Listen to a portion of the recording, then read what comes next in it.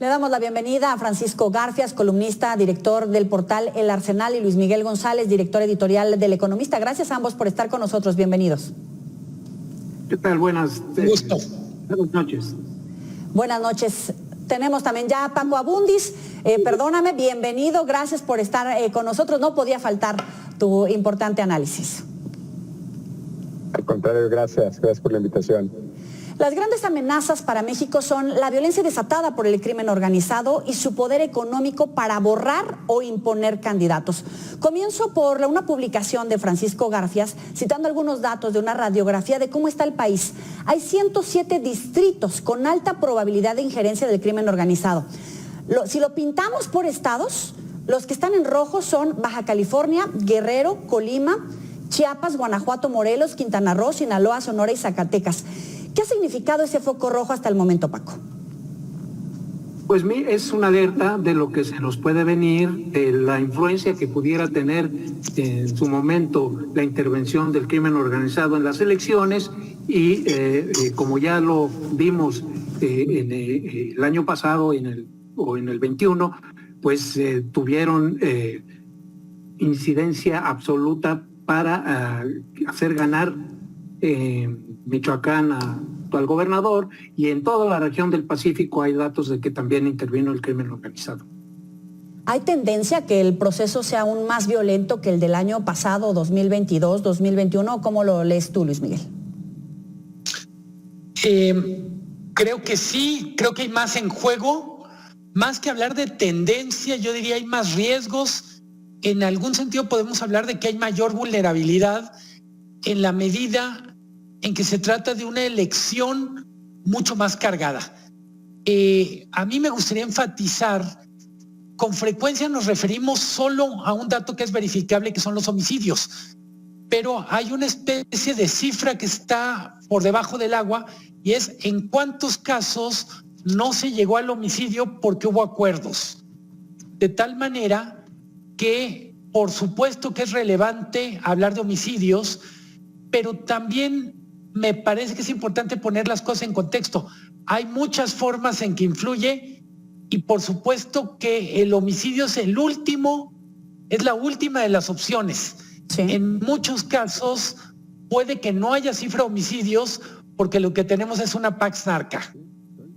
Es interesante este dato porque efectivamente hay ataques, hay amenazas, hay secuestros o incluso, como decía Luis Carlos Ugalde en una de sus publicaciones, tal vez no llegan a la violencia sino a algún tipo de negociación, y los colocan con estos índices por colores en amarillo en esta publicación que hacía Pancho Garfias. También aparecían Coahuila, Nuevo León, Hidalgo, Querétaro, Tabasco y Tlaxcala. El resto de los estados en números mixtos, pero ¿cómo se lee, Paco Abundis, desde tu perspectiva? Te diría que en términos de medición tenemos un gran problema con los indicadores de percepción de inseguridad.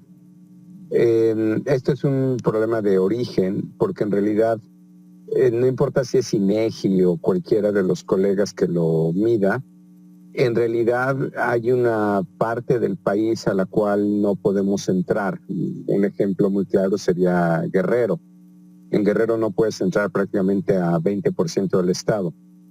Cuando salen estos indicadores de INEGI, que incluso celebra mucho el presidente, en los cuales pues, el indicador dice que bajó la percepción de violencia, en realidad ese indicador ya trae un problema, porque solamente estamos entrevistando a la gente que vive en lugares seguros.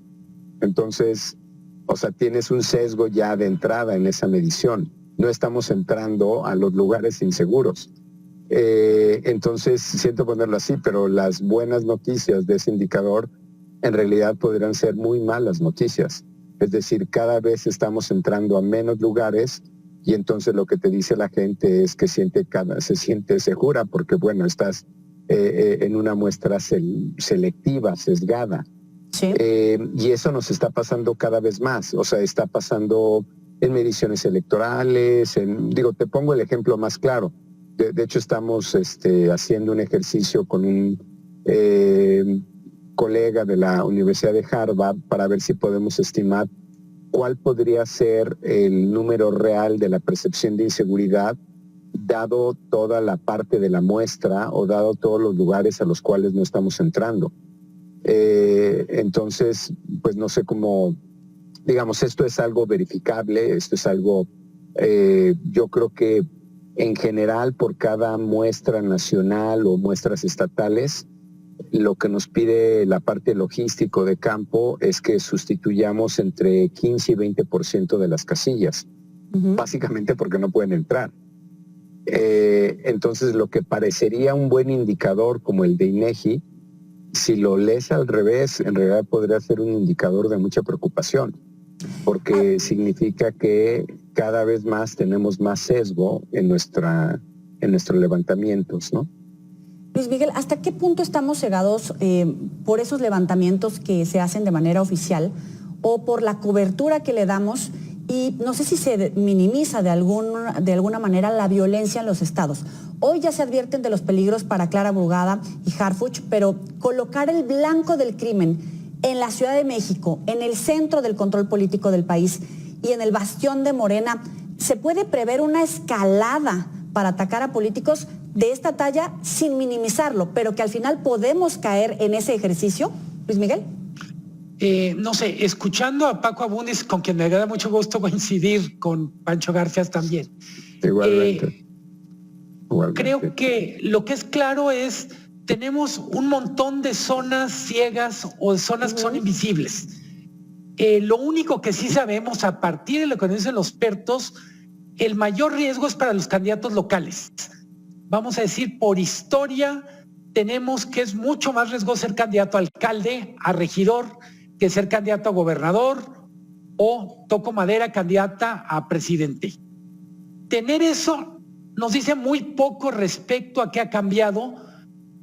Sabemos por testimonios, por ejemplo, que el crimen organizado ya no solo está interesado en el control, por ejemplo, de las direcciones de seguridad pública municipal. Si el delito es, por ejemplo, extorsión, se vuelve muy valioso el control de padrón y licencias. Entonces, hay que entender que la violencia o la presión del crimen organizado ha ido evolucionando, me atrevo a decir, más rápido que nuestra capacidad de generar antídotos. Y oigo con preocupación a Paco Abundis porque creo que una de las armas que podríamos tener es información de calidad. Y precisamente lo que nos está diciendo es, también hay problemas para generar esta información de calidad. Pancho, ¿cómo lo lees tú? Porque efectivamente hay más de o alrededor de 20,000 cargos de elección popular donde podría estar en juego el control territorial de los grupos del crimen organizado. ¿Cómo lo lees? Pues exactamente como tú lo describes. Yo pienso que la intervención del crimen organizado o la influencia, o como le quieras llamar, va creciendo. Tú misma dabas la cifra, van 11 candidatos o gente ligada a este proceso electoral que ya fueron asesinados.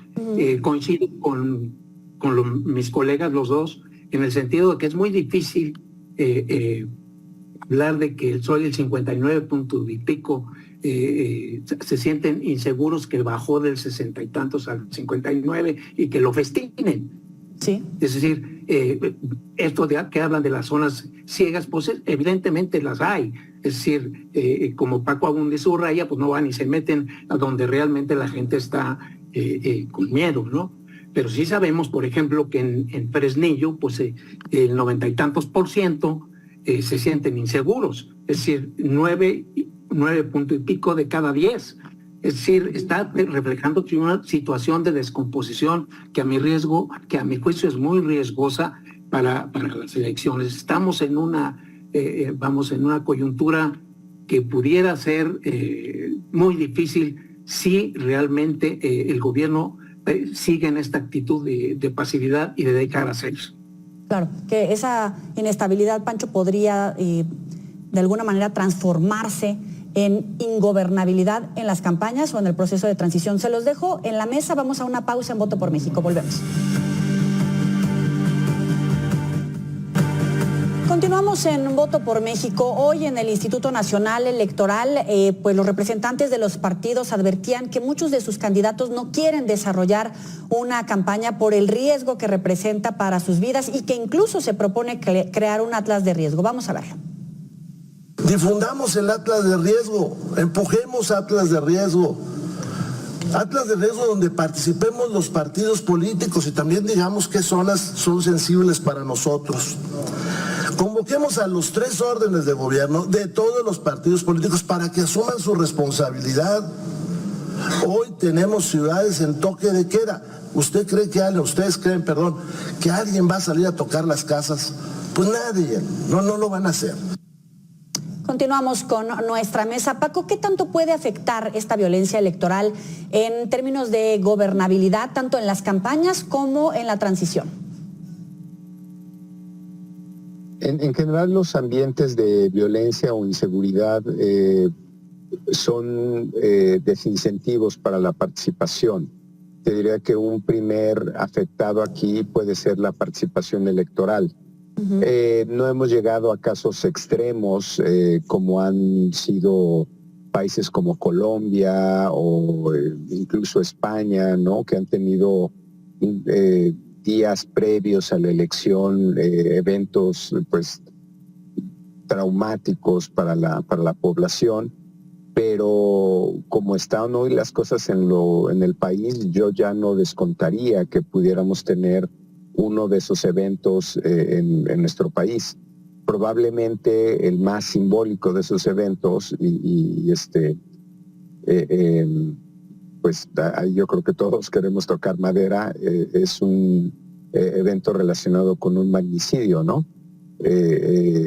Ya un amigo, colega de nosotros, ¿no? De mi tocayo Pancho Garfias, de Luis Miguel, Raimundo Riva Palacio advertía sobre las posibilidades de atentado para los candidatos a senador o jefe de gobierno de esta ciudad, ¿no? Es decir, si una de esas, digamos, de esos posiciones llega a ser vulnerada, la percepción ciudadana es, si esto le pasa a una figura pública, pues yo en qué situación estoy, ¿no? Es decir, es como el efecto normal de un magnicidio. Es decir, si esto le puede pasar a una figura de tal relevancia, yo, ciudadano común y corriente, ¿qué me puede esperar? Entonces, otra vez, todo mundo queremos que este sea un proceso, aún en estas circunstancias, lo mejor posible, pero te diría que, pues, queda tiempo de aquí a junio, vamos a ver todavía muchos eventos. En este país ya pasamos por eso. Curiosamente, lo que pasó en 94 con el ex candidato Colosio, que es el magnicidio, digamos, en este país que creo se ha vivido más relevante y con mayor marca, irónicamente incrementó la participación porque fue un solo evento. Es decir, fue un solo evento y fue una participación en ese año de 74%. Pero normalmente eventos de esta naturaleza, lo que pasa es que el primer afectado ahí, digamos, la primera víctima en un proceso electoral es la participación. Efectivamente, se pone aquí sobre la mesa, Raimundo publicaba ese riesgo, pero ¿qué tan cercano puede estar? Porque incluso está bajo análisis de las autoridades, de instituciones, sin dar a conocer los resultados. Pero al final las autoridades, los partidos políticos, los mexicanos, ¿estamos ya lo suficientemente fortalecidos para enfrentar ese escenario de un magnicidio, Luis Miguel? Claramente no. Creo que ni México ni ningún país está preparado para ese escenario. Y me quiero regresar a una cosa muy básica. ¿Por qué la violencia, por qué la influencia del crimen organizado altera los resultados? Una de tantas formas de definir la democracia es que el voto tiene que ser libre y secreto. En condiciones de extrema violencia o de extrema presión, evidentemente la gente no va a votar en libertad, pero también la presión del crimen organizado, no solo del crimen organizado, hay que decirlo, también de prácticas políticas mafiosas, implican que el voto no sea secreto. Es, yo necesito que me garantices que vas a votar por quien yo te diga y tú me tienes que demostrar que así lo hiciste. Entonces yo diría, yéndonos a lo muy básico, hay que ver en qué parte del territorio nacional el voto no va a ser ni libre ni secreto. Me hizo pensar muchas cosas escuchar a Rubén Moreira diciendo necesitamos hacer un atlas de riesgo. Con todo respeto, la idea es muy buena, pero es muy poco y muy tarde. Estamos al 11:45. Yo creo que para algunas poblaciones aparecer en el atlas de riesgo es casi una sensación de que ya los oyeron, porque llevan años pidiendo auxilio. Entonces yo diría, ya es muy tarde para el atlas de riesgo. ¿Qué vamos a hacer en cualquier caso para atender los casos más urgentes? Pero no solo el riesgo es la violencia, también es la coerción económica, la participación a través del financiamiento de las campañas. La democracia es el día que votamos, pero es la relación entre los ciudadanos y el gobierno mientras ellos trabajan. Si tenemos un gobierno puesto por mafiosos, ¿cómo uno puede exigir sus derechos y sentirse empoderado? Pancho, ¿coincides? Sí, coincido con él. Vuelvo sobre lo que dijo Paco Abundis sobre los países que tuvieron problemas de violencia antes de las elecciones. Yo agregaría el caso más reciente que nos llamó aquí en México mucho la atención, que es el asesinato del candidato a presidente en Ecuador, una semana antes del proceso. Ahí es ilustra hasta dónde podría llegar una situación donde el crimen organizado claramente se está empoderando y está de alguna manera preparándose para intervenir en las elecciones. Ya lo ha hecho en el pasado. Yo quiero recordar el episodio en Sinaloa donde a Mario Zamora, hoy senador, que competía por la gobernatura con el actual gobernador Rocha, pues entraron a parte de su equipo y lo tenían encerrado, y la condición para soltar a la gente, contado por él, es que que aceptara el triunfo de Rocha. Y así se hizo y liberaron a los miembros del equipo de campaña de Mario Zamora. Este tipo de situaciones ya están ahí. En cuanto al atlas de riesgo que menciona Luis Miguel, pues ahí está. Todos sabemos en dónde están concentradas esas acciones. Tú al inicio del programa mencionabas los estados que yo tomé de un reporte que me pasaron, donde 1 de cada 3 municipios está en ese riesgo, en el riesgo de que el crimen organizado intervenga, influya y acabe poniendo candidatos en las elecciones. ¿Pero los partidos están haciendo lo suficiente para evitar tenerlos en sus listas? No. Bueno, todo el mundo sabemos aquí que el principal problema que hoy tiene el gobierno del presidente López Obrador es la seguridad. Es el punto vulnerable, es el talón de Aquiles de la cuarta transformación. Todos los días somos testigos de asesinatos, atracos, la cuestión de los transportistas, los taxistas en Acapulco, en Taxco, en Zacatecas, en fin, ¿qué te puedo decir de Chihuahua? Que ya la gobernadora pegó el grito y dijo, ya dejen de hacerse pendejos, ¿no? Que eso es realmente lo que ilustra cómo están en los estados. Es decir, el gobierno solo atiende, como lo subrayó en algún discurso Xóchitl Gálvez, a los gobiernos que son leales, aliados de Morena, y ha abandonado a los estados que son de la oposición. Entonces, mientras eso no cambie, el riesgo ahí está creciendo. Yo, la verdad, hoy, como veo las cosas hacia adelante, las veo peligrosas. Y si el gobierno no se pone las pilas y el ejército hace realmente su trabajo, porque ellos son los que tienen a cargo la seguridad pública, no veo cómo nos vayamos a librar de la influencia del crimen organizado. Vamos a esta ronda final. Paco, ¿consideras que el gobierno federal, las autoridades electorales, los partidos políticos están haciendo lo necesario para evitar un narcoestado? Yo creo que el problema es que no son los primeros, digamos, responsables del tema, ¿no? Es decir, tú como partido político, como fuerza política, puedes tener alguna influencia, alguna incidencia, pero yo creo que la situación de inseguridad o el avance de estas fuerzas del crimen organizado, sobre todo en lo local, creo que están dejando como muy pocas alternativas, porque pues esto no es solamente una toma de decisiones a nivel nacional, ¿no? Digo, por poner un ejemplo, en la elección que viene, pues hay 9 gobernaturas, ¿no?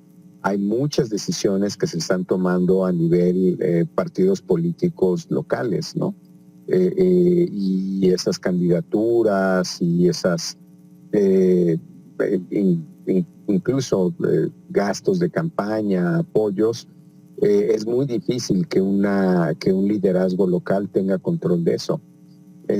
Yo no sé, digamos, no es por justificarlos, pero creo que es muy difícil que un partido político tenga la fuerza, porque básicamente pues no es de ellos la responsabilidad en primera instancia, ¿no? Yo creo que más bien como sociedad o como partidos políticos, pues son más bien víctimas del contexto, ¿no? De lo que está pasando. Luis Miguel. Mientras escuchaba a Paco y a Pancho, reflexionaba cómo ha cambiado el país en ese tema. Antes el tema era detectar gente que trabajaba para el narco, que era tan sutil en su relación que era capaz de engañar a los partidos políticos. En ese momento decían, bueno, en realidad parecía una persona de bien y tenía una especie de lado oscuro. Ahora hay, me atrevo a decir, mucho más descaro. Es gente que se sabe que participa en una organización criminal y precisamente de ese conocimiento público deriva un cierto poder donde nadie se atreve a hacerle fuerte. Es como literalmente, pienso en un pueblo pequeño, es como el matoncito de la escuela que le pega a sus compañeros y nadie le hace frente. Me parece, y coincido absolutamente con Paco Abundis, dejar a los partidos políticos es olvidar para qué es cada cosa. Los partidos políticos no son agentes de seguridad pública. En dado caso, deberían cumplir con su deber de denunciar si saben de algo, pero volvemos a esta sociedad de desconfianza en la que nos hemos convertido, donde quién en su sano juicio presentaría una denuncia si eso lo pone en riesgo y no resuelve el tema. Para concluir, Pancho, tienes 1 minuto y medio. Pues mira, coincidiendo en lo toral con mis colegas, yo siento que la responsabilidad está en el gobierno federal, porque el crimen organizado es un tema que debe atender el gobierno federal. Otra vez vuelvo sobre la intervención del ejército en tareas de seguridad pública. Yo trabajo mucho en el Congreso, me doy cuenta de cómo ha ido bajando los recursos que se le dedican a los municipios, a los estados para seguridad. El Fortasec, el Fortamun ya no existen, se quitaron, ¿sí? Entonces eso de alguna manera pues los municipios y los estados no pueden enfrentar con resorteras el tema del crimen organizado, que está súper armado.